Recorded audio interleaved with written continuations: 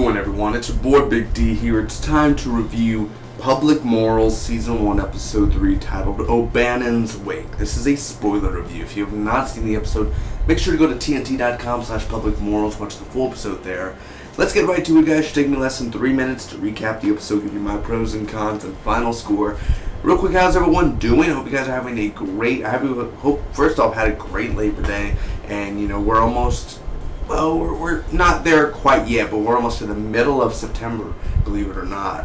A lot of great movies are coming out, and also tomorrow, or by this Thursday, September 10th, I will be reviewing The Visit, M. Night Shyamalan's new movie, so make sure to check that out if you're near the channel. It will be a non-spoiler review. Again, Public Morals, and also news on TNT. I will be reviewing The Librarians when it premieres, Season 2. I reviewed Season 1. Very funny show. It's good show. Not a great show, but it's a good show. And also reviewing Sean Bean's Legends, of course, as you can see, a poster right there from Season 1. Really good. It was good. It got okay at the end, but it was good at first start. Either way, Public Morals. Let's get right to it, shall we? So Richie is at the bar. Richie is this character we finally meet, and he's more of a, who did that to O'Bannon? I'm gonna hurt you, and I'll take his head off, and I'll put it right. He's not British, but he'll be like, whoever did it, I'm gonna put their head, I'm gonna cut it off, and I'm gonna put it on this bar, and we're gonna celebrate. He gets really angry, and he makes promises, and he's questioning people. Do you know who did it? Do you know who killed Mr. O? You know who killed him? And he basically beats up this guy. He stabs this guy's eye. That's how serious it gets, man. Like, calm yourself down. But it was pretty cool. He threatened and they walked out. Cool guy. He just walks out. So, the wake for Mr. O is going on, and Smitty is talking to Terry's son. He didn't know it was Terry's son. He was like, who's your father? Oh, Terry, officer or whatever, Muldoon. And he's like, I'll talk to you later, okay? But, I thought he was going to be like, you have any information? But he was like, I'll talk to you later. It's good talking to you. He got out of there. They're straight out of Compton. Besides the movies, he got straight out of Compton. So Richie and Sean almost got into a fight. Of course, Sean is always complaining. Oh yeah, Mr. O, he died. My father. Who cares? He's just so. Every time, we get it. You hate your father. You don't have to throw it in our face, but okay. Patton is yelling at Rusty already. 5 minutes into the show, he's already yelling, God damn it, my no-brain son. Patton shows up to the wake. Rusty is with Kay. Not with her, but looks like there was some sexual tension between them. They've been together before while Mr. O was alive. And maybe that was one of the reasons why he killed Mr. O, because we do know Rusty killed Mr. O. It was time to send a message. And he's with Kay, and he's like, can I come over later this week? That'll be good. Well, I showed up to this week to say my goodbyes to Mr. O, but, I'm just going to walk this way and look good for the camera. Either way, that's what happens. So there's this bar, and Patton does a toast, and he talks to Mr. O's dad, and he talks to Terry afterwards, both out inside and outside, and basically talking set up meetings so we could talk. And I love how Patton walks. He's like, very good. Terry, right? Hello. Sorry about your uncle. We'll be talking shortly. Just very, very old. I like that. So, anyway, Bull is with his family. Oh, I never even knew Bull had a family. Charlie Bullman has a family, and his mom is Spanish, and it doesn't look like he's Spanish whatsoever, but I guess, yeah, that works. So his daughter's birthday, I think she's 18 or something, she's like, can I go to the mall? And, I was like, no. But it's my birthday in Spanish. That's why you're supposed to be with your family. It makes more sense. Okay. So either way, it was really cool. It was, we were seeing him and his family, and he has two boys, comics at the table. I was like, oh, comics at the table? It's America, sir. I could have comics at the table if I want. Ugh. Charlie. Anyway, Smitty meets with Patton, and he's basically going to take over Mr. O's business. Keep your friends closer, and your enemies even closer. I want him to say that. So Terry tells Duffy to do something for him. I really didn't get the gist of what he was saying, but he was basically if I need to find you, make sure you're easy to find. Also, Terry gets info on this guy, and this place where there's like gambling and everything. Some moose, he gets some from Lou. Lou gives him information, and Bull gives his blessing. His daughter and her boyfriend basically says, like, I want to marry your daughter. Can I have your blessing? It's kind of an awkward moment, really, because we barely know Bull.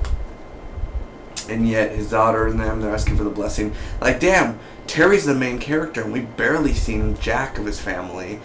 And now we're already moving on to his partner and daughter getting a blessing. Like, I get the whole family thing and the whole, we're showing that he's a father and that he has...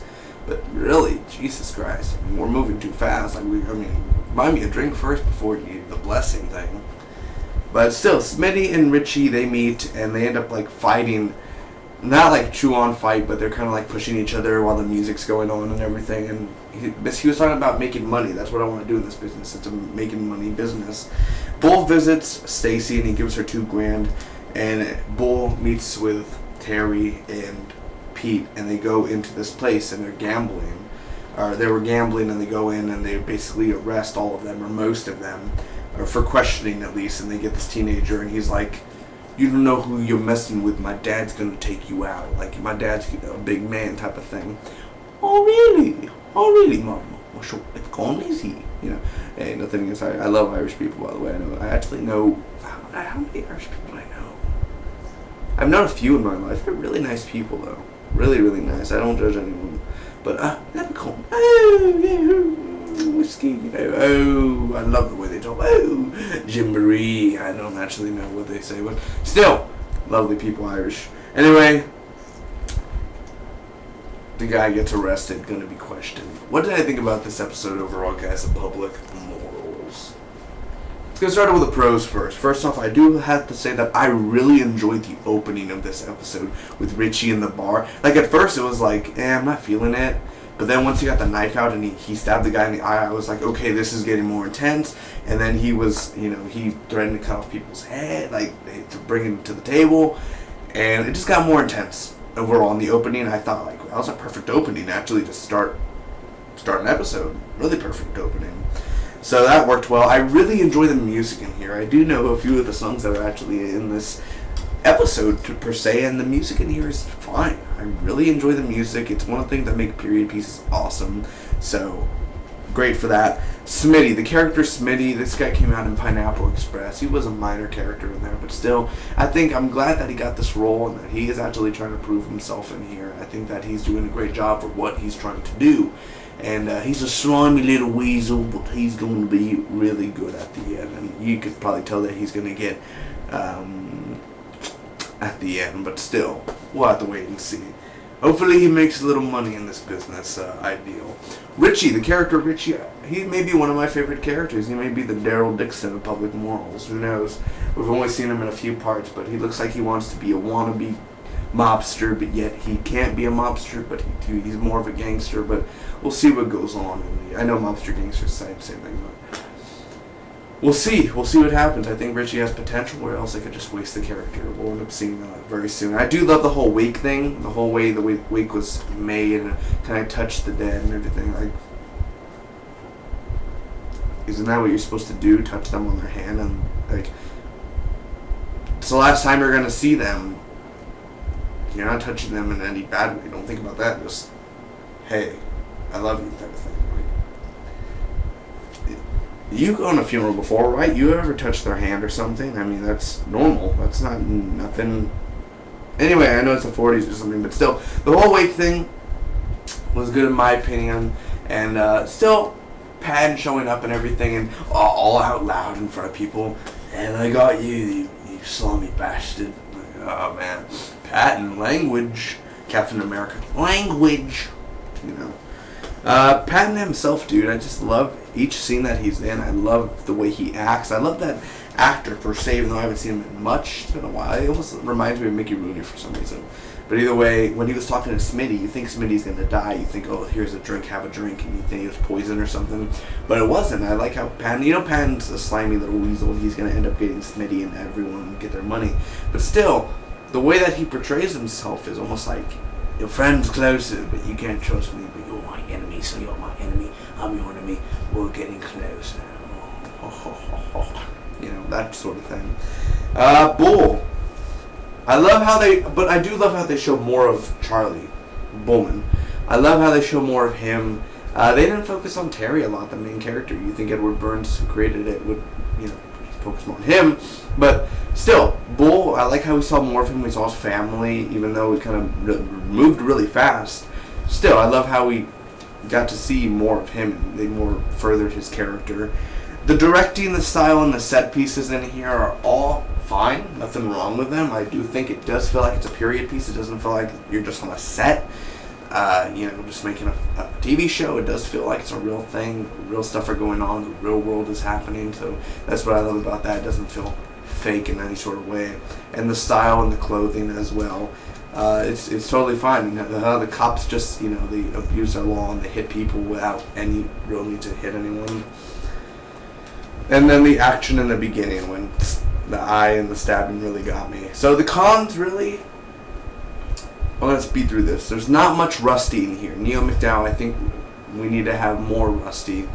There wasn't much Rusty.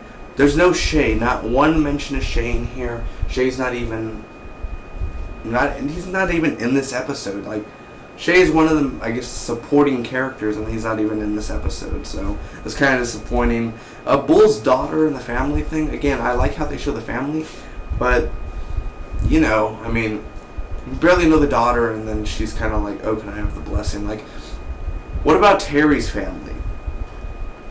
What about other people's lives, and you're kind of just showing, why this episode about Awake would you show Bull's family and the blessing? Why this out of all episodes, But I'm not taking much points off for that. I'm just saying, like the whole family and the blessing thing, it was like awkward scenes in a sort of way. You kind of wanted to move on, but you're interested, but you're kind of like, yeah, what about Terry, and what about these characters that need to do stuff? You're kind of in the way here, man. Like, speed it up, Like, I lovely moment asking for the blessing.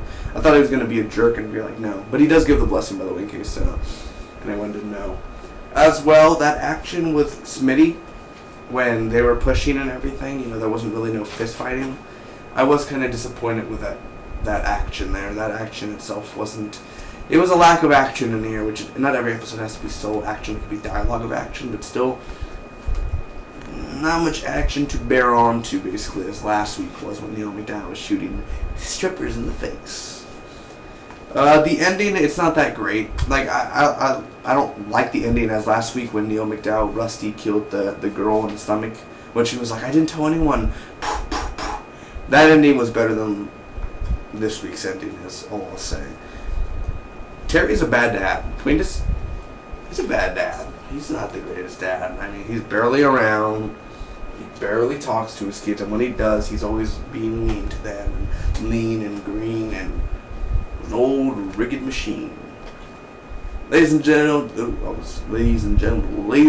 I'm going to give Public Morals Season 1, Episode 3, O'Bannon's Wake, a B+. It's a good episode overall. I enjoyed it for the most part. It was really good. It's close to great. I enjoyed this a little bit more than last week's episode, except the action last week was a little bit more high tension. But this one here, seeing Patton and seeing the rise of Smitty, it could hold on to something great for the future. Definitely, episode 1 I didn't like. It was okay, but episode 2 is really good, and this one's really good as well. So hopefully they keep that patch going on where it's really good, and it doesn't go to okay. I like where the season's heading so far. I'm getting used to the characters finally. I'm still not used to all of them, but it's getting more like, ooh, that's Pete. Like I'm finally knowing their names without having to write it down. I know the characters now, in a sort of sense where next week it'll be easier and just like that. Oh, that's Bull, that's Stacy, that's this, that's Patton, that's Smitty, that's Duffy. We'll get to know all of them way more better. But B+ overall, very good episode. Again, the set piece, the directing, the dialogue, just Richie seems like he could be a really great character if they just don't mess it up and kill him off. I think it'll be very well done. I think we need a little more Rusty in this episode. And then Shay, not Shay at all, like no Shay, really. A few problems every now and then. I'll see you this Friday, or excuse me, this Sunday for the Z Nation, which I'm going to be reviewing on Sunday. It's on Friday on Sci-Fi at 9 o'clock, I believe. But Sunday I will be reviewing Z Nation, Fear the Walking Dead. Blunt Talk will be on Monday. I will be reviewing that Monday. A few other shows. Link down below to all my playlists, guys. Check them out, and also my fall 2015 review schedule will be down there as well. Spock be with you always. Good luck, kids. I'll see you next week.